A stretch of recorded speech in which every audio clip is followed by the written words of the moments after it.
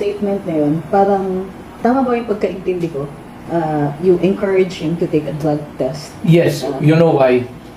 Because kung totoo man na nasa droga siya, hindi niya sinabi sa atin na, look, I was into drugs, but reformed na ako. Hindi ko na ginamit yan. Hindi niya sinasabi, baski gano'n na lang. Baski na hindi siya kuminto hanggang ngayon. Baski noon pa lang, so that we would have the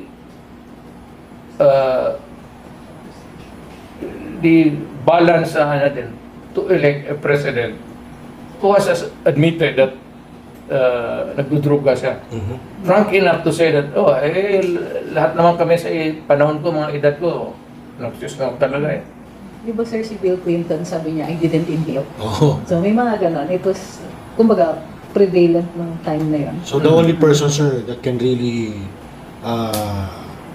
put an end to this issue is the president himself. Siyempre. Sabi niya na, noon, bata pa ako, lahat naman kami. Kung sabihin niya yung, It can't be convicted. walang Yeah. tapos ang istorya. Yes. Kung sabihin niya lahat naman kami, lahat naman talaga. So, hindi talagang in its totality lahat. Kung sinabi ko lahat kami, yung estudyante na yaman, It was the times. that was before. That was even before the trial. So, hindi pa masama na Kaya lang, hindi man niya sinabi. So, we elected a president na who was taking drugs. Maybe before and maybe now. Kaya siya lang ang makapasabi, totoo yun noon, bata pa ako. Pero ngayon na, hindi na bagong presidente na ako. In the sense na pareho tayo na, ikaw, dyan naman sa TV, we would understand. Noon, pero ngayon, hindi na. At wala naman akong rason na hindi maniwala. You're of sound mind, perfect. Wala akong masabi, you are perfect in your lahat. Lakat mo, pang ano. Utak mo, marunong rin. Pwede rin pang gera, pwede rin pang peacetime. So, wala kami noon. Except that, it would be good if you come up with an honest answer. At least, tsaka maliwanag yung the rest of your statements are actually ganda ng Oo. ng I mean, yeah, we have already clarified now yung kung ano yung natin sa issue. Ako naliwanagan ako doon sa sinabi ni Sir. About, di ba? Na-clarify din. Una, this happened possibly before. Hindi pa siya presidente and it was the times. Besides, kahit naman niya sabihin na totoo yan, may nangyari, ganyan talaga. Then, there's no fallout on him. At least wala siyang criminal na yun. Lahat naman tayo. Yes. Intoxication. Yes. Ayun, may mga Yung talagang intoxication na minsan tutumba na talaga. Lahat dumadaan talaga. We all have our skeletons. The sense of youth. Yes. Yeah.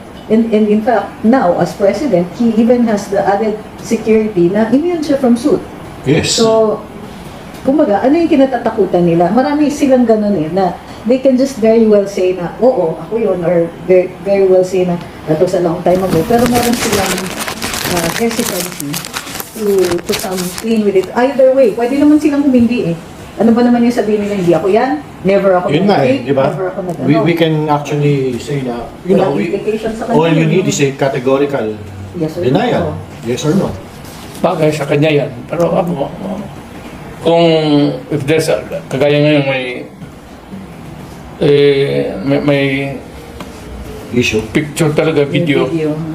Kaya nga akin sa babae, kung may ano dyan na X-rated na nakapatong ako, sabi ko talaga masarap. Okay, maraming salamat po. Liar yan, liar. Thank you. Thank you. Mayor. As usual, very enlightening. Oo. At saka very nostalgic. Na-mix ko talaga Oo. yung sunod-sunod na yan. So, maraming salamat sa, to Mayor Baste. Mayor Baste, thank you very much. Basta allowing Dabawenyo. for allowing us your your for giving us here your on time po.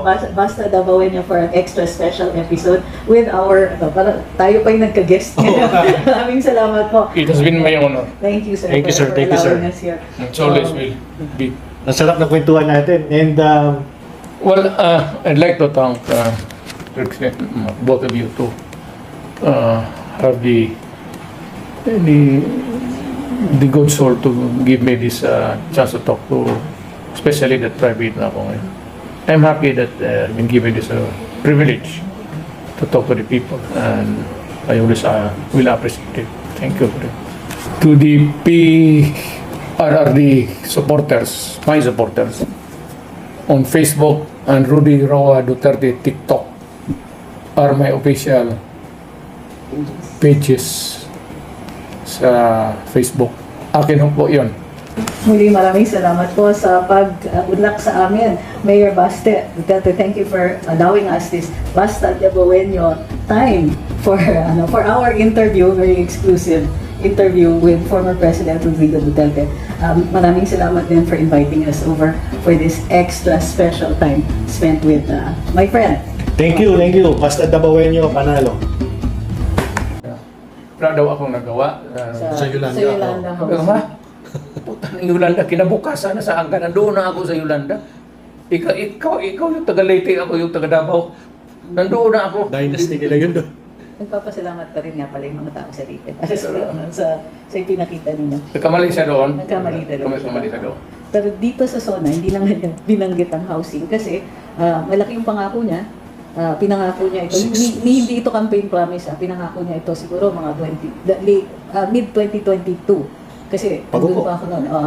Nung in-announce yun, ni-reiterate pa ni Pangulo sa December 2022, January, si Speaker pa yung nagsabi, attainable yan, 1 million housing units per year for a total of 6 million sa buong term niya.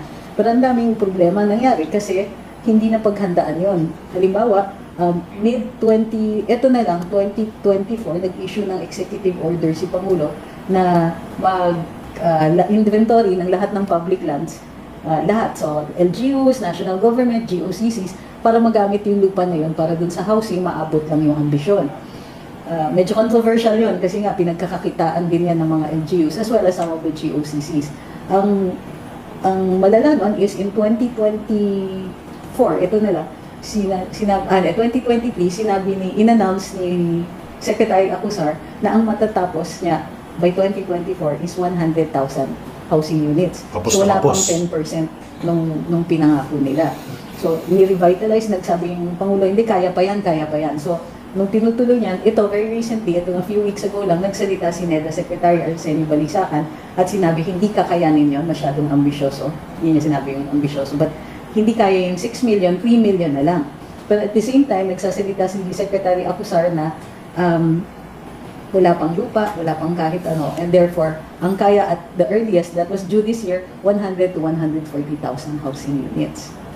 So, wala siya sa SONA. Even in the matter of negotiating the conversion the land into agricultural or commercial, it would take you an eternity to do it. Kaya mas mabuti yung bago ka tawagin mo yung cabinet, tapos tanungin mo, meron ba tayong lupa? Tapos, gaano kalawak yan? Ilan ang pwedeng ipasok mong housing dyan? Tapos, nandyan yung housing. Kaya mo bang gawin yun dito? Dahan-dahan lang muna. We'll start with small projects. Maybe if we can complete it on time, in 2 years, we will add another. That's, ako, guilty rin ako niya. That's the one lesson that, lessons learned along the way. Huwag ka masyadong, Overpromise. huwag ka yung blueprint na ginagawa ng mga ulol dyan. Huwag ka manawala dyan. Kasi sila mag-utap, drawing mo lang dyan hanggang dyan. Mag-drawing ka ng highway dito 1 kilometer.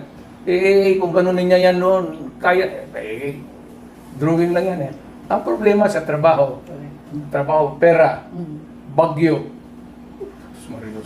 tao na mag-execute. Lahat. So, dapat lang talaga dahan-dahan lang. Ito yung total project. We expect to finish this project in 6 months. Ito lang ang magawa natin. Well, another 6 months, maybe. Or 6 months, for 4 years or 6 years, baka maabot ko to. Pero I cannot promise you anything na ito lang. No. That's impossible. Kasi wala akong project na sinabi ko na itong project ko na kompleto ko, naiwan ko talaga. Yung sinabi nila, project nila, yun ang tinapos. Hindi nagka-accomplish. Pero walang overpromise, walang ano, di ba? Walang overcommitment. Oo, wala akong expectations. Sa bigyan mo full stop. Kaya dumaan ako ng unang-una, mahirap ako. Mahirap lang ang pamilya namin. Kaya yung expectations mo sa buhay mo, it comes just as naturally in the natural course of things. Maybe kung manalo ang sweepstake yung tatay mo, maybe you can move faster or move to another location. Pero yung mangako ka sa mga anak mo na, tapos ganito yung sweldo mo, mahirap yan. Ganun lang yan eh. Hindi magkalayo yung father na sabihin mo sa mga anak mo, nak, ito, mga next year baka lipat na tayo dyan sa bagong subdivision yan. Pintahin mo muna yung ilang increase ng sweldo mo. Unless mag-sideline ka na mag-hold up dito, i-stapa mo yung pera doon dito. Tignan mo kung hanggang saan lang ang kaya mo. Kaya, ako sa bagay, hindi ako nag-ano ha. Payo ko lang ito sa, matanda na ako eh. Tapos na ako. So wala na akong ano pa sa mga anak ko o sa bayan ko. Sa mga anak ko lang, pati yung sa bayan tapos na ako. But this is more of a political gaffe. And it's ano nga eh, it's rhetoric. It's more of rhetoric. Kaya yung buong SONA nga eh. Di ba? Kaya nga curious ako, sir, pag kayo nung time nyo, pag SONA, yung ano yung mga gusto nyo talaga dapat, gusto nyo sabihin? Mahilig kasi ako sa ano, yung mag-interject ako ng yung biro na hindi biro. Yung more Ayaw nyo of masyadong sarcasm. seryoso dapat. Mahilingan ako noon, makita mo, magsalita lang ako bigla ng Papasukan naman. makasama naman tayo dito. Dito ako. Kung magka-earthquake ngayon, sa una yung mga ambasador. Yung pagka-lumindon.